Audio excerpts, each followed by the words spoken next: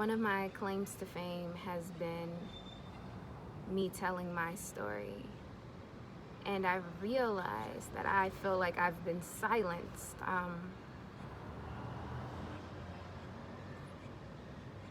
Through this last year, I've battled with so much anxiety, depression, PTSD, to the point where my hair was breaking out, and that's never happened before. And I do know that the pandemic, it had a lot to do with that. However, also just the things that I was dealing with in life. Life can be very challenging. One thing that I've always realized is God always sends me a way to heal. So as much as you guys have seen me on the go, that's how many times God has called me to go away to heal. That's how much pain I've been in. And I'm grateful for that tool. God literally has blessed me, even in my pain. But I feel like I've been silenced. I feel like I can't be transparent anymore. Out of a fear of being judged, ridiculed, misunderstood, subjected to people that I love trying to publicly humiliate me, because I've dealt with that so much in my life. And while I do value the art of silence and privacy, that has always been a big thing for me, I do value the art of storytelling and vulnerability and transparency. And I realized that the bullies always try to play the victim when you stand up for yourself. And that's okay, because everyone's entitled to their perspective. However, you can't fake intentions. None of us can lie to God. Not me, not anyone else. God knows all. And God moves according to his will and his wants, and that's okay with me. And I've decided that I'm going to walk back into vulnerability and walk back into storytelling and telling my narrative, because it has always been the medicine that has healed my soul. And not being able to do so this year has been a great cause of things like my hair falling out and my PTSD and my anxiety and the deep depression that I've been dealing with since this time last year, and also telling my story with honor, grace, and truth. That's big for me. Truth and dignity, those are big for me. There's a difference between storytelling and telling your narrative versus judging someone. You can tell your narrative. You're allowed to tell your narrative. And just because someone may not like the role that they decided to play in your life does not mean you silence yourself out of fear. I just want to give thanks to Guatemala, to Central America, for evolving my soul. I am so grateful. Because it's really like, even when you don't know what God is doing and what's going on in your life, every single time he's always just showed up for me. I really try my best to be a good person. That shit ain't easy. Not in this world. But I strive, I make mistakes. I'm flawed. I'm still, I've learned to see myself, but I think I'm still learning to accept myself. I'm there, but life is always evolving us. So I'm learning to evolve with life and see myself in the essence of where God has stationed me in life. And I think there's a beauty in that. There's a grace in that. There's a love. There's an honor in that. I was never seen growing up. And last night I was watching, because they gave me a TV. I don't have a TV at home. And I was watching Michelle Obama's Becoming. And one of the girls asked her, they said, how do you get past, as a black woman, how do you get past feeling invisible and feeling unseen? And she said, my parents always made, I've never felt unseen. My parents always made me feel seen as a black woman. And I was like, wow, that's powerful. And then she goes into, you have to find those tools within, you know, to feel seen. And you do, you know, it's never been about anyone on the outside. We project, you know, the lack thereof within onto others through our insecurities when we don't feel seen within. And a lot of these, you know, traumas stem from childhood. How did your parents treat you? And again, that's not people like me where you didn't grow up in love. You don't have to feel bad about that either, because I feel like society tries to make people feel bad when they didn't grow up in love. Because at the end of the day, I know a lot of people, I know a lot of people who grew up in love and are shitty people. So let's not get that messed up. It's not about how you come in this world. It's about how you respect the art and the practice of love. You can't choose. You can't judge someone based off of a choice that they had nothing to decide with, whether it be skin color, ethnicity, how they came into this world. Those are not choices of our own. Those are choices of the will of God and what He has done through us. So if you're someone like me and you didn't grow up in love, you know, I think it's beautiful. That's a spiritual privilege. We all have our diverse privileges, and that's a spiritual privilege to grow up in love. It's a beautiful thing. And not growing up in love is the curse that I was chosen to break in my bloodline. So when I have descendants, they will grow up in love. They will have that spiritual privilege, and they will never feel what I've been through. But if you, spirituality, you know, like healing thyself, you know, really looking in and figuring out, who are you beyond the flesh? Who are you as a spiritual being?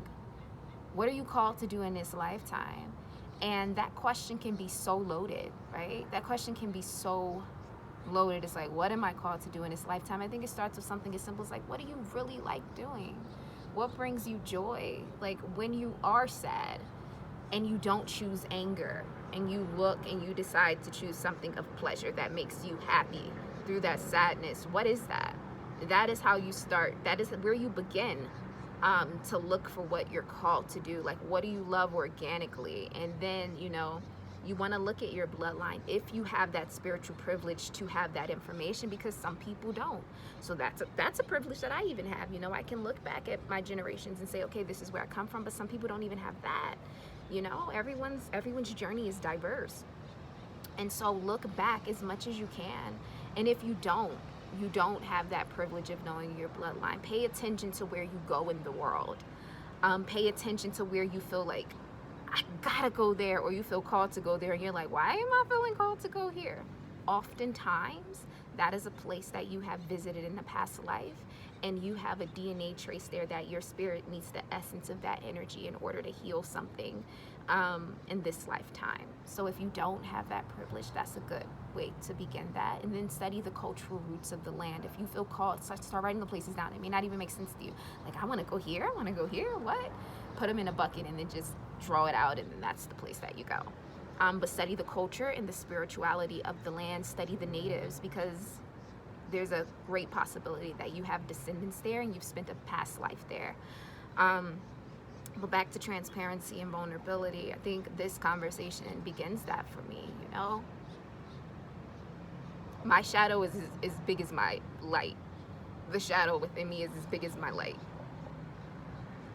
I don't think a lot of people understand that. It's great, you know, how loving and beautiful, you know, Madison is. I don't fit in anywhere. And I think a lot of that comes from being biracial, because we're not seen as anything. We're not seen as either side of the spectrum of our race. And that started from childhood. And I battled depression my entire life. I battled anxiety my entire life. It's getting better because I have the tools. And what I've learned is that it's not about, I'm gonna give grace to the airplane. It's not, you know, life is not about pretending like the shadow doesn't come. You know, when we're spiritualists, people tend to think, oh, they're spiritualists, they're going to meditate and be happy all the time, and it's going to be peace and kumbaya. And guess what, guys? That's not the truth, you know? We are in human form. And I think life is about the journey of honoring the shadow and the light. And the shadow doesn't mean honoring negative energy and going out and like destroying someone else, but like really honoring those feelings and doing something productive with them, you know? Honor sadness while it's there, but how do you turn that pain into gain? As far as like, I'm here doing a video for you guys to help someone else not feel the way that I feel. And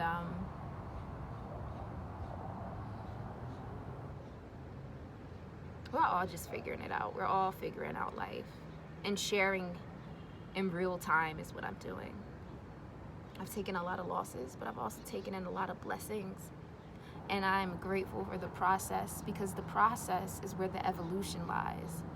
And that's where the identity lies, and the character building lies, and the uniqueness lies. It's through our journeys and our stories. And to bring it all home, thank you guys for listening. And it's been an honor to share this part of my story with you.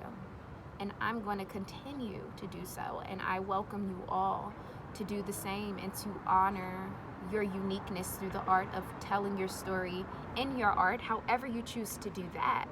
And don't fear being silenced, you know. And I've been having a hard, challenging time, and I think that's why the podcast hasn't come out yet, with just being vulnerable, when that was my medicine. That is my medicine. That's my art. It's a huge part of my art. And then there's also the abandonment side of this. Is the last part of the purple print in the last 3 years. It's just changed, it's altered my life, evolved my life, expanded my life in so many miraculous ways. So there's that too that I got to get past, but it will come out soon. Transparency, vulnerability, love, dignity, grace, honor, shadow, evolution, pain, gain, change, just love. Sky, clouds, buildings, stone, grace, plants, volcanoes. These are all words that have entered my energy field as I've been here. Earth tone, culture, spirituality, unknown, roots, why, what, fear, compassion, empathy, understanding, dignity, vulnerability, intuitiveness, understanding, past life, taxi cabs, Guatemala, Zone 1, 10, 8, Zone 7, palm trees, flags,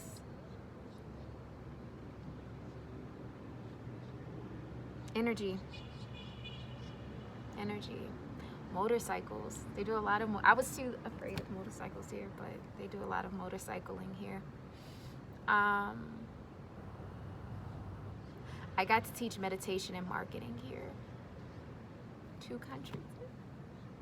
Where I'm come from, that's not a thing. But I'm showing people that it is. It is a thing. You write your story. All right, guys. Well, this was my transparent moment. I hope you all enjoyed it. It's my last day. I hope one day, you know, I always say document the process, and I like these little video entries of when I visit somewhere, and my first and my last days are always, you know, I always like to see who I've become and evolved into, and how the energy has changed me. This place has brought me so much gratitude. Like, it's overwhelming, but I'm grateful for it all.